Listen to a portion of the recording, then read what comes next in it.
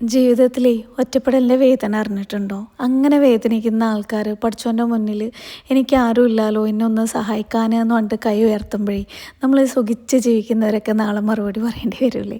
അങ്ങനെയുള്ള പാവങ്ങളുടെ ജീവിതത്തിലേക്ക് കയറി ചെല്ലാൻ പറ്റിയൊരു ഭാഗ്യവതിയാണ് കേട്ടോ ഞാൻ. അങ്ങനെ ഇതേ ഒരു ഉമ്മാക്ക് കഴിഞ്ഞ വർഷം നിങ്ങളുടെ മുന്നിൽ വന്നാണ്. ആദ്യത്തെ അവരുടെ കിച്ചണും ഹാളും ഇതുപോലെയായിരുന്നു. ദേ ഇപ്പം അവരുടെ കിച്ചൺ ഇതുപോലെ മാറ്റി കൊടുക്കാൻ നമ്മളെ കൊണ്ട് സാധിച്ചിട്ടുണ്ട്. അതേപോലെ തന്നെ അവരുടെ ബാത്റൂം കാര്യങ്ങൾ ഇതുപോലെയായിരുന്നു. ജസ്റ്റ് ഒരു സാരി മറിച്ചിട്ട് അവരുടെ ബാത്റൂം ഇതേ ഇപ്പം ഇതുപോലെ ആക്കിയെടുക്കാൻ സാധിച്ചിട്ടുണ്ട്. അവരുടെ വീട് ഇതുപോലൊരു കൊട്ടാരമാക്കി കൊടുക്കാൻ നമ്മളെ കൊണ്ട് സാധിച്ചിട്ടുണ്ട്. പക്ഷേ ഇതിലൊരു പ്രശ്നം എന്താണെന്ന് വെച്ചാൽ ഇതുപോലെയുള്ള എല്ലാവർക്കും സെപ്പറേറ്റ് വീടോ കാര്യങ്ങളോ ഒന്നും ആക്കി കൊടുക്കാനും പറ്റില്ല. ഈ വയസ്സായ ആൾക്കാർക്ക് വീടങ്ങനെ ആക്കി കൊടുത്താലും ഒരു നേരത്തെ ഭക്ഷണത്തിനോ അല്ലെങ്കിൽ മരുന്നെടുത്തു കൊടുക്കാനോ ആരും ഇല്ലാതെ ബുദ്ധിമുട്ടുന്ന ആൾക്കാരും ഉണ്ട് അല്ലേ? അതുപോലെ ഒന്ന് കയറി ചെല്ലാൻ വീടില്ലാതെ എത്രയോ സ്ത്രീകൾ ആത്മഹത്യയുടെ വക്കിൽ നിൽക്കുന്ന ആൾക്കാരുണ്ട്. ഇതുപോലെ കെയർ ചെയ്യാൻ പറ്റാത്തവരുണ്ട്.